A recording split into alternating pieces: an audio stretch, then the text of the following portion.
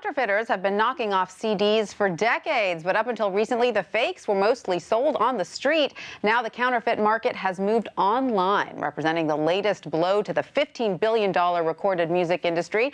Joining us with more is WSJ reporter Laura Stevens in San Francisco.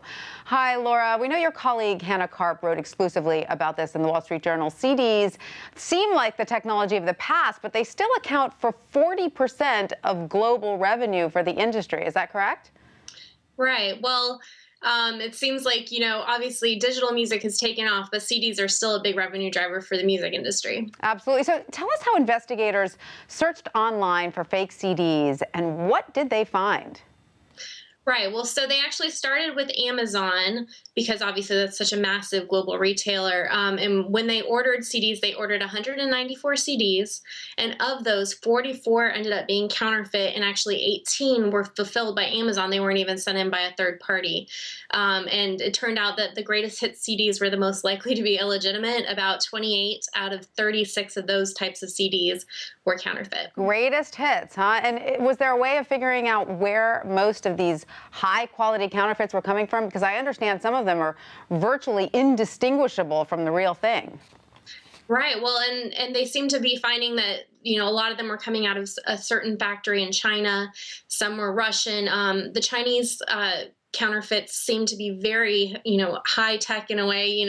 They look exactly like the real thing. You open it up, it looks like the real thing, down to the product ID, the barcode. And the Russian CDs were also pretty sophisticated on the outside, but a little sloppier on the inside, they said. All right, interesting. Now, it has been well documented that Amazon is working to curtail the problem of counterfeit items. We did a story about that on this show just the other day. But how is it that so many cases of fake CDs still wind up being offered alongside the real things on the site? And some of them came directly from Amazon, not from third-party retailers. Right. Well, Amazon has said that it has zero tolerance for these types of products and is working to fight this. However, they do have a very large logistics network where they actually fulfill items for some of their sellers. So these third-party sellers on the marketplace can ship in items to their warehouses where it's commingled on the same shelves as the legitimate items. And so that means that sometimes, if it's not caught, those will be shipped out as the legitimate CD, sometimes by Amazon itself, because they're all kind of, put in with the same barcode and everything into the right bin, where then it can be selected to be sent out for your order. And if they look just like the real thing, who can tell the difference? Now, of course, this is just the latest in a series of setbacks for the music industry. It's been seeing sales declining for what, the past 15 years? Right. I mean, obviously, Napster was one of the first big hits to their revenues, and we've seen digital music continuing to erode that. So, CDs has been kind of a holdout for them that is still very profitable, especially in the European markets.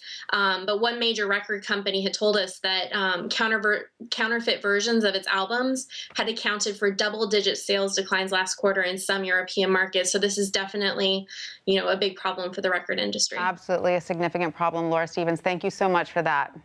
Thank you.